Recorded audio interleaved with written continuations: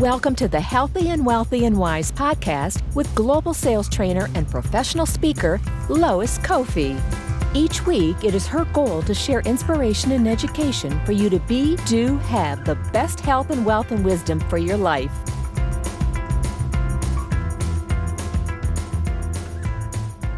Well, hello, everyone, and happy Friday. This is Lois Kofi. If you're tuning into the live show, it is Friday, September 18th. We're over halfway through Suicide Awareness Month here at Healthy and Wealthy and Wise. So we started a little early today because we got places to go, people to see. So we're hoping you guys can join us here very shortly. If not, tune in and put hashtag replay and share what you like best about our topic today. It still goes in alignment with Suicide Awareness Month, and we did a little preview teaser earlier in the week introducing Melissa Costello, our amazing guest today. I met her through Beachbody.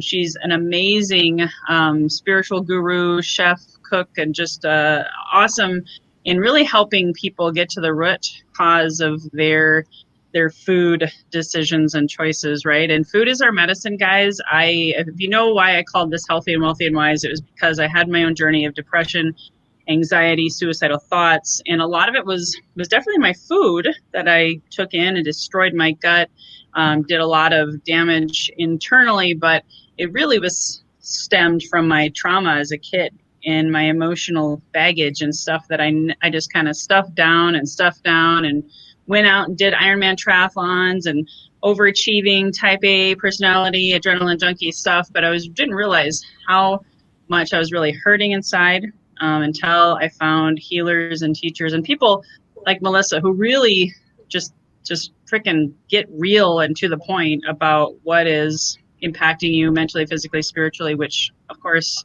a lot of my audience is salespeople, and that impacts you financially and your business and in your personal life and relationships. So I'm going to turn it over to you, Melissa.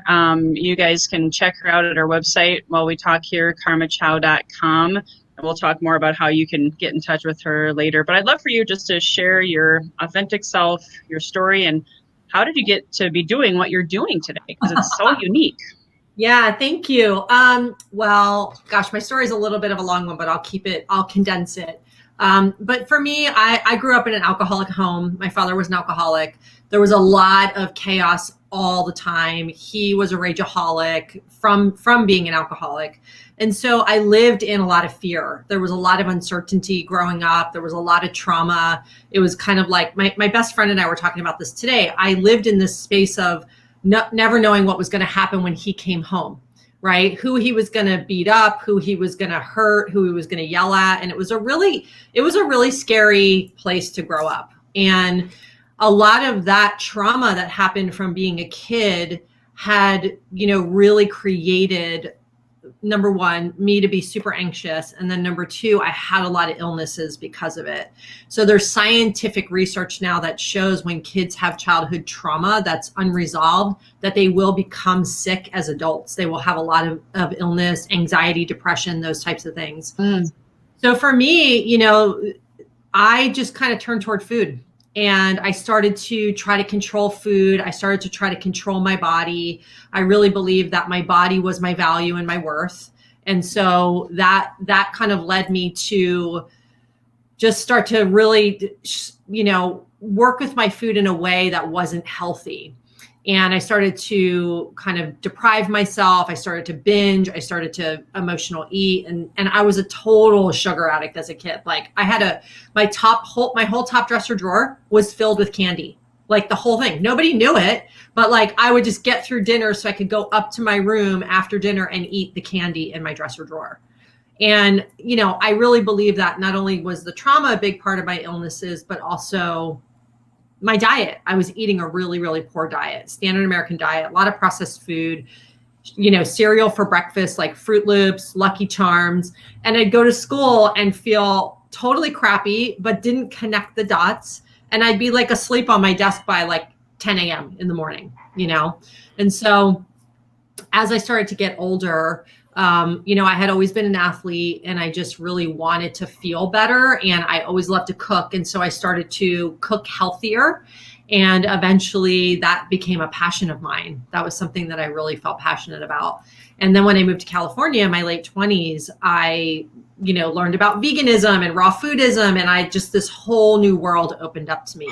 And I became a vegan and I totally switched to a plant-based diet. All of those illnesses that I had as a child, like multiple bouts of strep throat, pink eye, all kinds of stuff, irritable bowel syndrome, migraine headaches, all that stuff went away when I changed my diet. And I also had to learn how to do stress management. So that was a big part of it too. And so it's definitely been a journey, and it's taken me to where I am now, which I've been over the last 5 years working with people around the psychology of their eating, why they struggle, because our diet industry is one of the biggest reasons why so many people stay stuck, unfortunately. They get really stuck in this idea that food is good and bad, it's black and white, and then they start to get in that mindset and it works against them versus for them. And so that's why I do the deeper work that I do now is to really understand, like I had to look at where did my food issues come from, right? And a lot of it came from loneliness. It came from not feeling worthy. It came from trying to make my body be my value. So there were so many things there that, just really stemmed from my childhood. Oh my gosh, I feel like we had mirror journeys on a lot of levels, because I remember if I had a running injury, right away my self-worth went into the crapper, and Right. I was always wanting that next candy or that next energy drink or that next whatever could soup up my dopamine hits and keep me energized in a fake, inauthentic way. And gosh, there's so much we could unpack with that. But if you could Yeah. pick one or two most common things that people, or maybe how you help people get unstuck, because there are so many fads. There's intermittent fasting, there's Atkins, there's all these different things, and here you are trying to help people eat clean, right? And teach them to shift that, but they're still maybe wanting to try the yo-yo thing. Do you have any secrets to your success in helping people shift their consciousness away from the fads? Yeah. So the work that I do, it's not even so much about eating clean, although I'm a big believer in that, but that's also a type of diet. But what I've learned over the years is that it's really about turning inward and starting to listen to our bodies. That is a big part of the work that I do. And then also uncovering where do these issues with food stem from? Right? Is it some childhood trauma? Is it one of my clients told me that she was 7 years old and she was climbing a tree, and the little boy at the bottom told her she had tree trunk legs and they were fat. And from that day forward, 7 years old, she started dieting and started to control her food and started to believe about herself, my body's not okay. So little things like that can happen that can change someone's world. And then we go into this place of hiding, thinking we're not okay, and so that's really what I'm here to help people do, is uncover, where does this stem from? Why is it so hard for you? Why do you struggle? Why do you yo-yo up and down in your weight? Why do you struggle with food? You can do good for a week and then you're off the rails and binging or overeating, right? All that stuff. And so my approach is really about, not seeing food as good or bad, but really starting to tune into your body and eat with consciousness and mindfulness, and really understand the emotions that are happening under the surface so that you can address those first before you turn to food. So in some ways, and I know you probably wouldn't call yourself this, but it's almost like therapy, right? And do you have them journal things out, or do they do other exercises with you? Yes. Yeah, we do a lot. I do a lot of different processes, and it's very, the way I work with my clients, it's very tailored to them as an individual, because we're all so different and everybody's in a different place when they come to me. Most people are resigned. They feel like they've failed so many times. They know that they want to do it differently, but they're scared, and so it really depends where they are, how much of their own personal growth work they've done, kind of where their mindset is. And then based on that place, I start to give them strategies, tools, and then also processes that they can work through to kind of dismantle, all of this stuck thinking around dieting and food and all of that.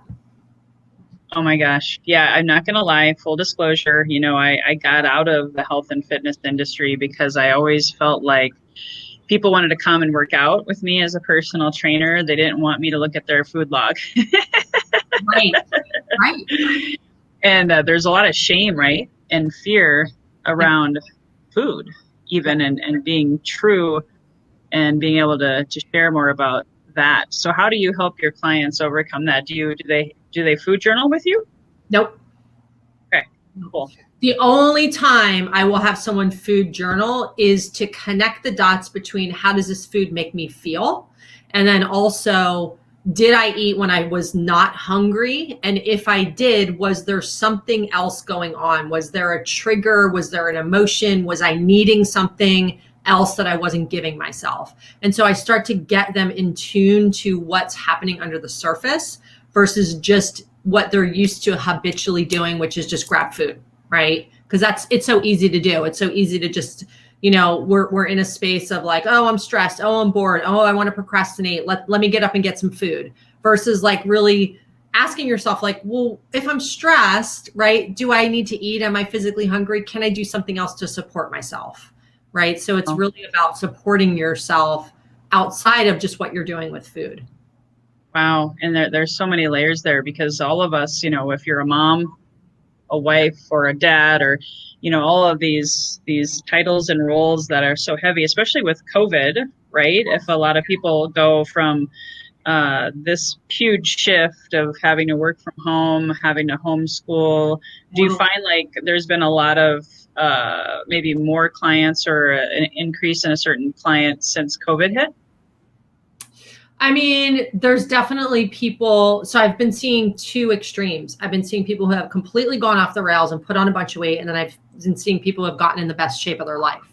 So I've been kind of seeing both. But what I'm really recognizing is it's all about kind of self-care, like lack of self-care, just getting caught up in kind of the stress and anxiety cycle, which I noticed I did in the beginning when all the fear, when it all first started and everything was so fearful. And I got caught up in that cycle too. And I was like, not so much with food because I don't use food in that way anymore, but it was like other things. I wasn't taking care of myself. I stopped working out and that didn't last very long. I bounced back pretty quickly, but I was just in such a negative cycle with all the fear that was out there and all the unknowns. Like we didn't, there's still a lot of unknowns, but in the beginning it was even more scary.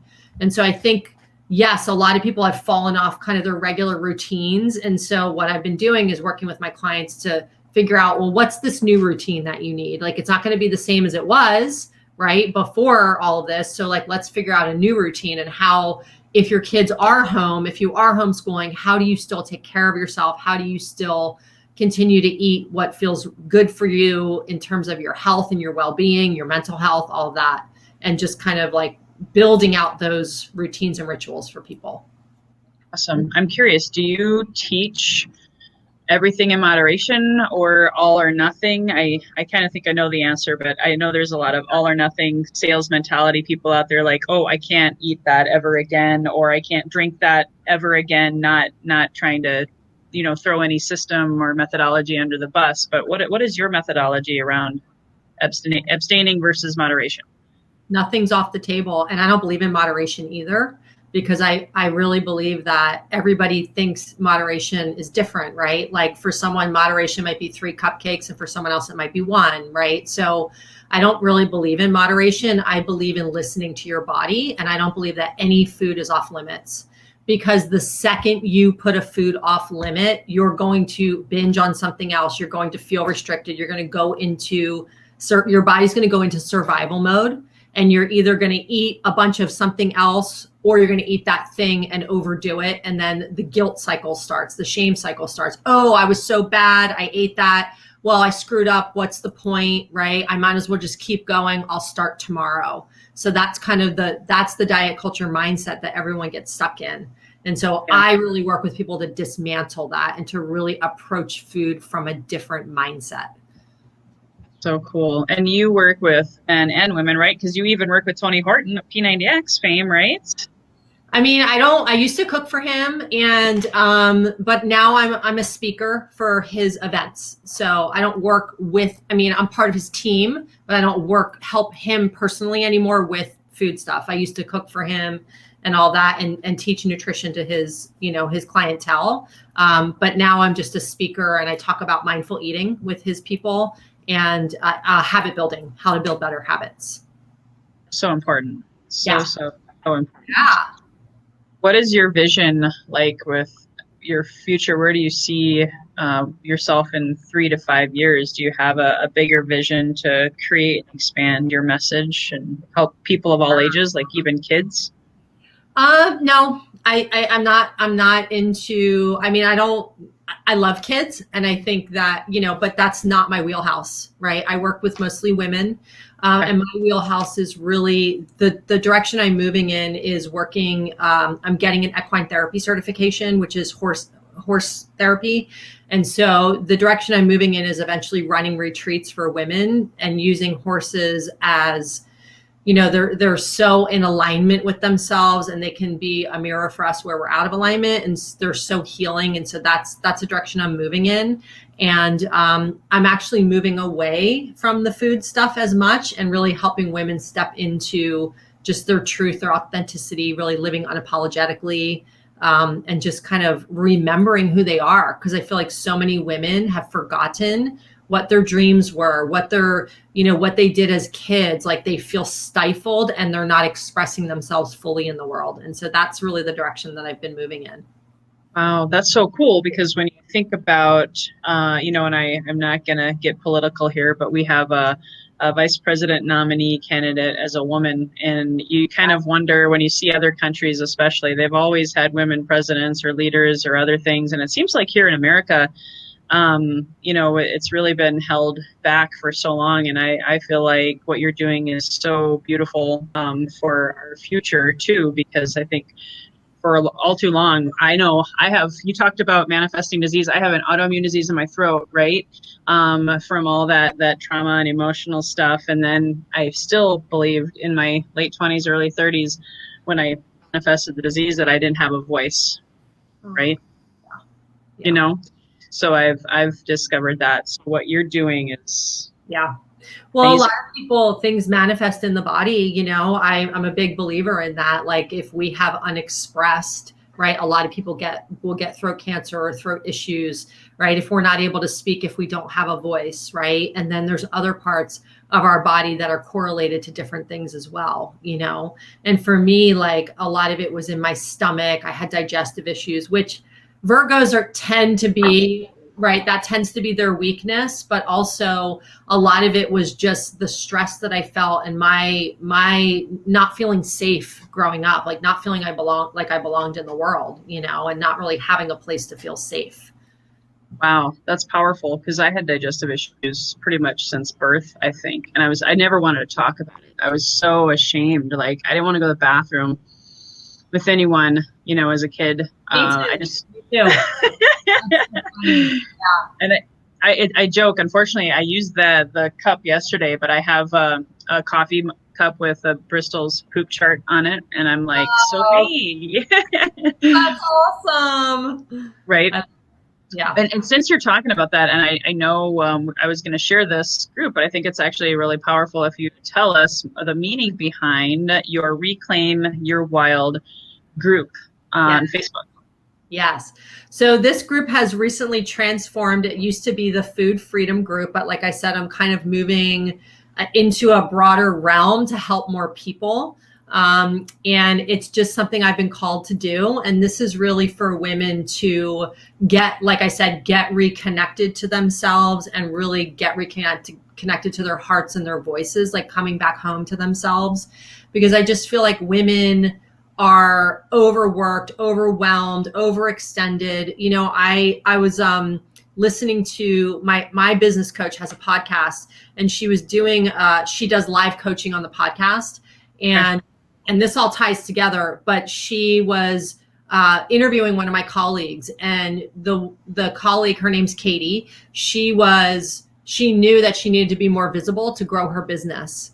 And so they dove into her fears around visibility, and it all stemmed back to when she was in kindergarten and being an Asian American, the only Asian American in her class, and her teacher shaming her multiple times, like telling her, oh, Susie with the blonde hair and the blue eyes is going to be Glinda the Good Witch in Wizard of Oz, and you're going to be the monkey because of the way your face looks, like that type of stuff.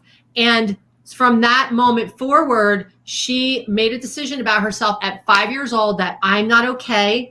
I can't be creative, because she also made fun of something she drew. And the teacher, just called her out in front of the class and everybody laughed at her. So she basically just shut all of that down.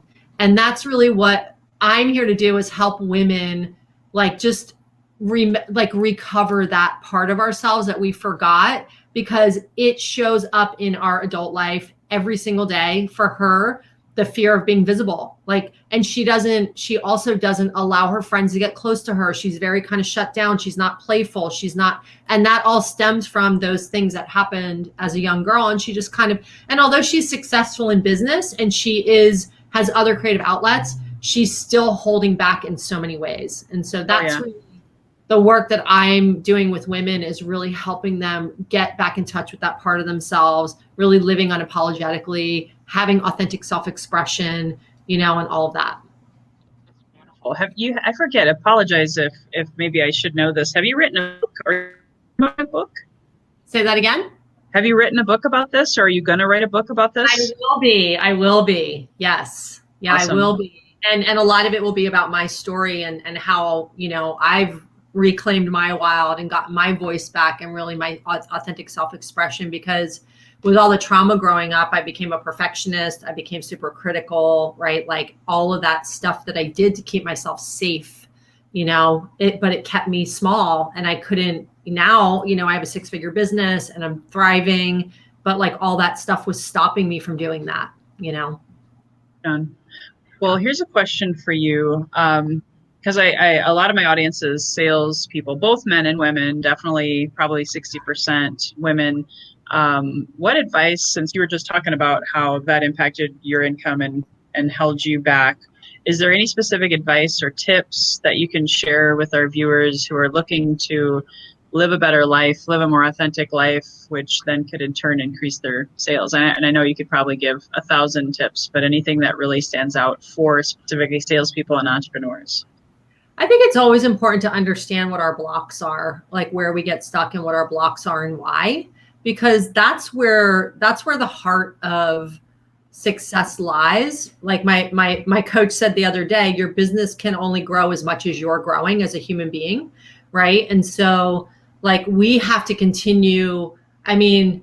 Owning a business is one of the most challenging things, but it's also one of the most healing things. And so we have to continue to kind of heal ourselves through our businesses. I've been doing tons of that. I've had my business since 2007, and I can't tell you how many times it's morphed and transformed. And it's just because I keep growing as a person and a human and what I'm stepping into, and then my business transforms with me. Right. And sometimes I resist it because it's scary. This change that's happening now, this has been stewing in me for 2 years, but I haven't done anything about it. Right. Until my coach finally said, listen, I'm sick and tired of you waiting. You have to do something. And so that's now why I'm moving in the direction I'm moving in. I've been talking about the horse thing for 3 years. I can't even tell you. Yeah. So, and now it's funny because I'm meeting all these people in the horse world. I met someone close locally who we're going to do workshops together. It's all this stuff is popping because I'm now moving in the direction and listening to the universe that's giving me the signs, right? And really saying, hey, we're supporting you, move forward. That's so funny because there's these, you hear these sayings and it comes from a pessimistic place where people are oh, the universe is conspiring against me, or God, why did this happen to me? And it's look inside. We gotta ask and seek, and the universe is just waiting to conspire for us to bring everything that we deserve. And I shared with you, you'll appreciate this, I had that autoimmune disease, and it started about in 2007. I didn't get diagnosed until 2011. So I think you can relate with a lot of your female clients. I was going through this dark what was the name of that kid in Linus and Lucy that had the cloud overhead of him? Pig Pen. Yeah. I feel like that was my life for 4 years. And then I was told, who's going to listen to you, Lois? Why should you be a speaker? Why should you do this? And you don't have anything to share. And, going back to childhood trauma and thinking, oh, well, they're right. I just must not use my voice. And then this year I hired a coach. So it sounds like you and I both, we needed those coaches to just hold a mirror in front of us. And that's what you do for your clients. That's what I do for my clients. And I wouldn't be having this podcast right now. And now I'm like thinking, oh, I'm going to go into remission with this disease. I'm going to find ways, it's. Yes. You're like expressing beyond, right? And it's just healing. Yeah. That's awesome. That's and so cool. I too, I suffer with chronic fatigue and Epstein-Barr virus. And I had a huge adrenal burnout in 2009, 10, and it took me a good 2 full years to recover. And I still have to manage it every day. It's still something that's why one of my values is health, because it's something that I really value my body and I value this vehicle that I'm living in. And so for me, it's just a given. It's just how I live my life. And, I don't drink alcohol. I haven't drank alcohol in years. I don't eat white sugar, white flour, all that stuff. But to me, I don't feel deprived by doing that. I feel like it supports me to do that, so. Well, and it's a conscious choice too. And I know this, but if you did decide to have a little white sugar or alcohol, right, you aren't a bad person either. No, not at all. But I just don't even care. I don't even think about it. I don't feel like it's missing from my life at all. I feel like it actually harmed me when I was doing it. I just never felt good physically. It just, it just didn't serve me. And that was a natural progression over time. Even when I got more into my spiritual life and got into yoga, I was like, why do I want to drink alcohol anymore? It just keeps me away from my truth. That's how I felt. Right on. Awesome. Well, I know our time is tight. So, and I have one closing question when we get there, but I'd like for you, I've already done this, but I just want you to reiterate, how do people find you besides your website, which I'll put in the show notes, karmachow.com, and how do they find your Facebook group? Reclaim Your Wild. Just do a search. It's a group for radical self-care and self-discovery. Like I said, it's just grown tremendously in this last couple of weeks. I just did a big birthday giveaway. My birthday was last week, and I know you're a Virgo too. And it's just such a lovely, supportive, safe arena for people to just express and feel like, oh, there's people in here who get me. And so that's really what I want people to feel. And then, I'll be over the course of the next month, I'll be doing a launch week for, just all the new stuff I'm doing. And so that's all going to be happening as well. Awesome. And is it just for women, right? Or can men join too? Just for women. Okay, perfect. I just wanted to clarify that, guys. Sorry.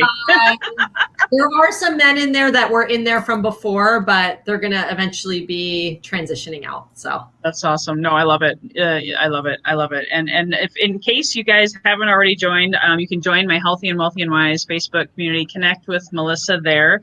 And I know I have a final question for all my guests, Melissa, that I'd love to ask you.